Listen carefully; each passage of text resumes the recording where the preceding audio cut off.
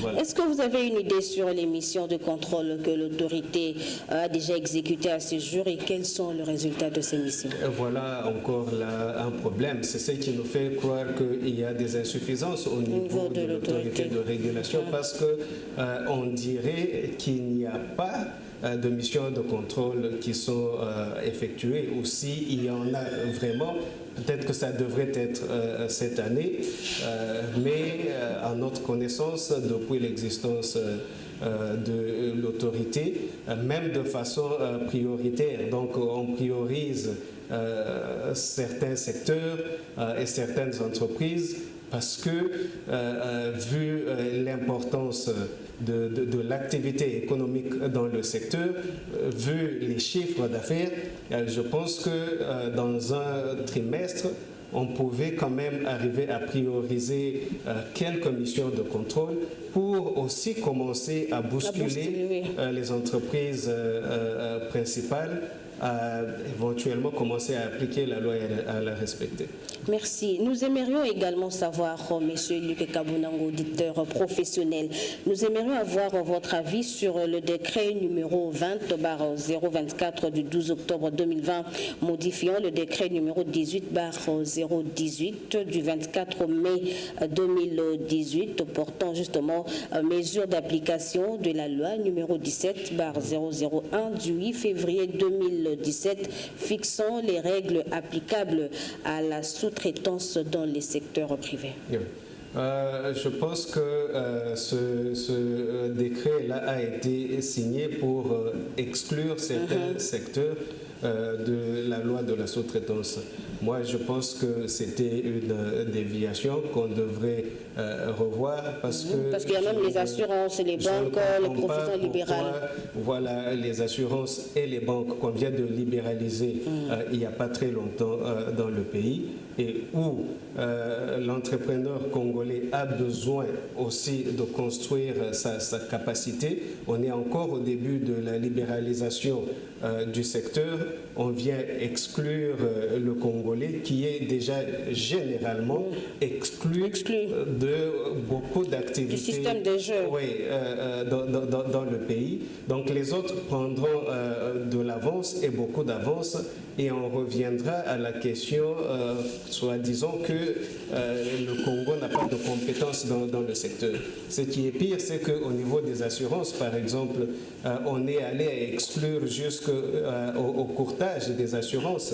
Là où les gens viennent pour vous vendre une police d'assurance, je ne sais pas ce qui a motivé une décision comme celle-là d'exclure ce secteur de la loi de la sous-traitance. Est-ce qu'il y a un avantage d'avoir un certificat de sous-traitance de l'ARSP,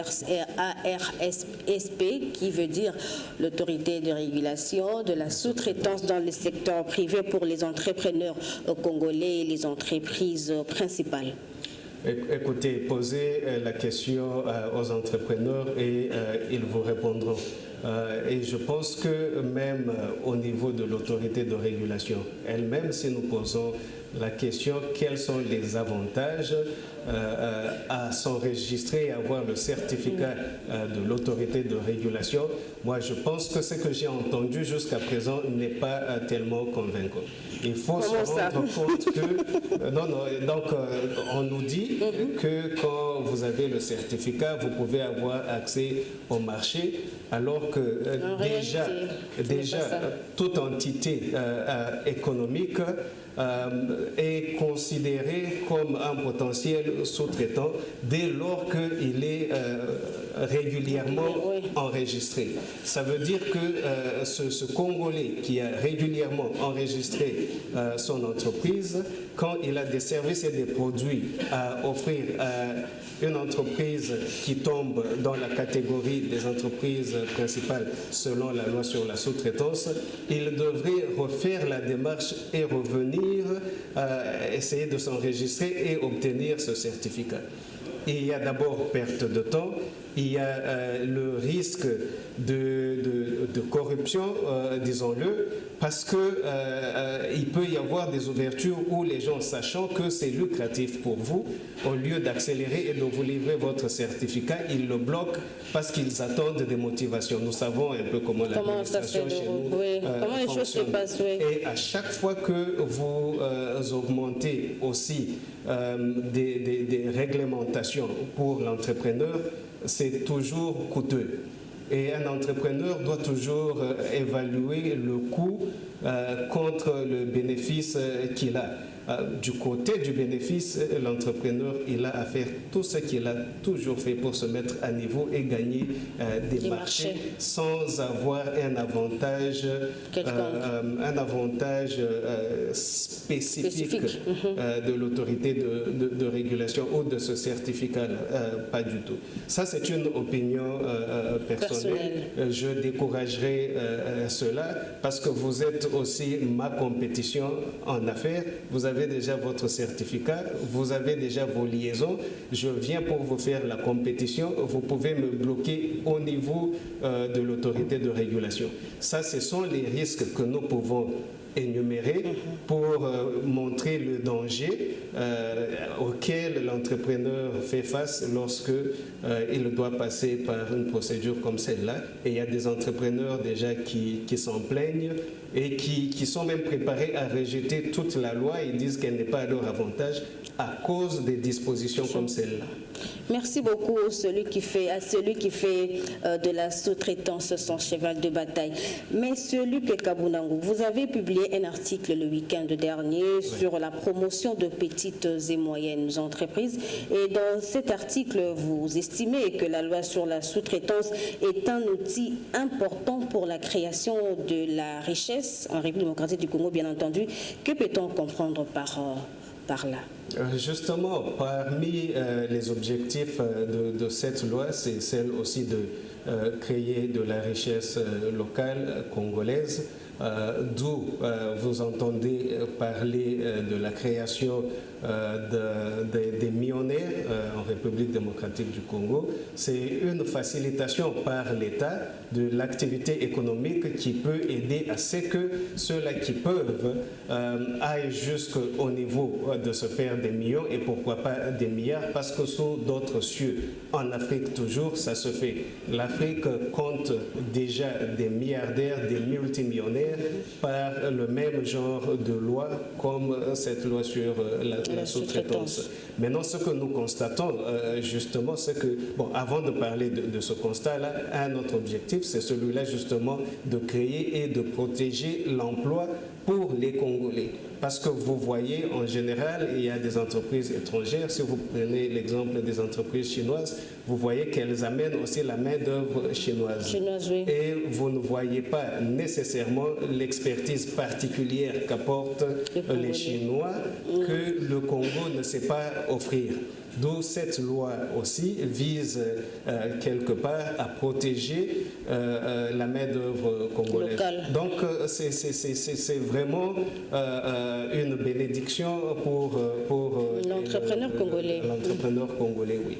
Mais malheureusement, nous avons l'impression que jusque-là, nous faisons du surplace, nous n'avons pas évolué, nous n'avons pas avancé. Il n'y a pas d'avancée. La publication le week-end, c'était justement pour déplorer cela et dire que des rapports appropriés pouvaient nous montrer ne fût-ce que le niveau de performance de l'autorité de régulation et le niveau de l'effectivité de la loi sur le marché et nous permettre d'évaluer finalement et d'émettre aussi d'autres propositions, comment accélérer, comment améliorer, qu'est-ce qu'il faut améliorer. Qu'est-ce qu'il faut changer, qu'est-ce qu'il faut ajouter. Justement, de par ces rapports-là, nous pouvions avoir des indicateurs de performance clés qui pouvaient justement nous orienter dans nos analyses. Vous êtes expert dans le secteur de petites et moyennes entreprises. Vous aidez le Congo, vous êtes vraiment utile dans ce pays. Dites-nous, quels mécanismes pouvons-nous mettre en place pour favoriser la création de richesses et l'accroissement de l'assiette fiscale au pays? Bon, déjà pour le moment, il faut veiller à l'application effective de cette loi. Parce que si nous restons au niveau de la loi ici, il y a aussi autant de choses qui en découlent. Il y a en même temps la création d'emplois, le transfert de compétences. Il y a, quand on crée l'emploi, on fait le transfert de compétences, il y a un plus grand pool de main-d'œuvre local qui est développé, et cela nous aide aussi justement dans la croissance de l'assiette fiscale, parce qu'il y a de l'impôt sur salaire que nous pouvons justement récupérer, que nous perdons généralement dans le cas présent avec les entreprises étrangères. Nous avons les impôts sur le bénéfice que nous perdons aussi. Donc je pense que si la loi sur la sous-traitance devenait beaucoup plus effective, nous allons accroître notre assiette fiscale et avec des conséquences sur l'augmentation du budget. Mais qu'est-ce qui fait que cette loi ne soit pas effective? Vraiment, ça c'est une question claire et précise. Qu'est-ce qui bloque l'effectivité de cette loi? Je crois que nous en avons parlé déjà. Je pense que d'une part, il y a une lourdeur du côté de l'autorité de régulation. D'autre part, je pense qu'il devrait y avoir le fair play des entreprises principales, mais fair play ou pas, il y a une autorité qui devrait faire appliquer la loi, et c'est de ça que nous avons besoin. Monsieur Luc, nous tendons petit à petit vers la fin, mais un mot par rapport aux décideurs, parce que les décideurs ont aussi une part dans la mise en effectivité de cette loi. Un message par rapport aux décideurs pour rendre vraiment effective cette loi qui, une fois mise en application, peut générer en tout cas beaucoup de recettes dans l'assiette fiscale de la République démocratique du Congo. Oui. Moi, je pense qu'au niveau des dirigeants, cette loi a été noble, et la politique économique du pays aujourd'hui est suffisamment noble aussi.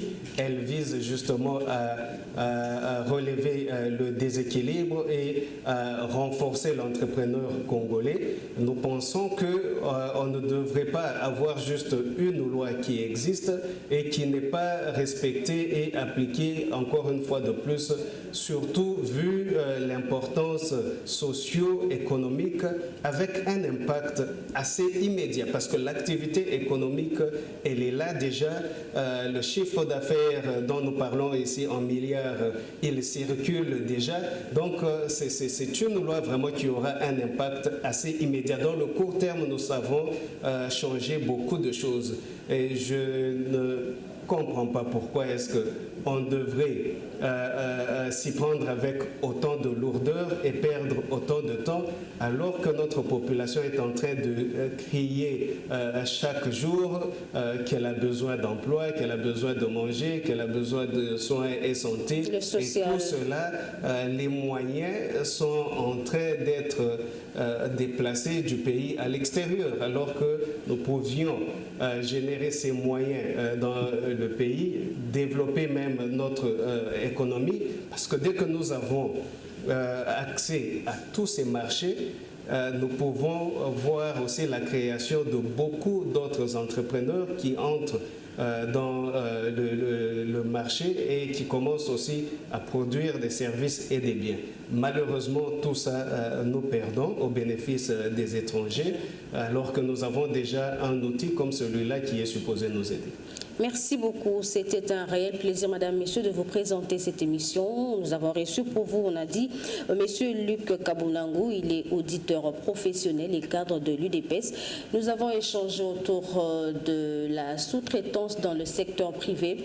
Monsieur Luc, c'était un réel plaisir de vous recevoir sur ce plateau. Merci de votre passage et au revoir. Merci, Madame. Merci.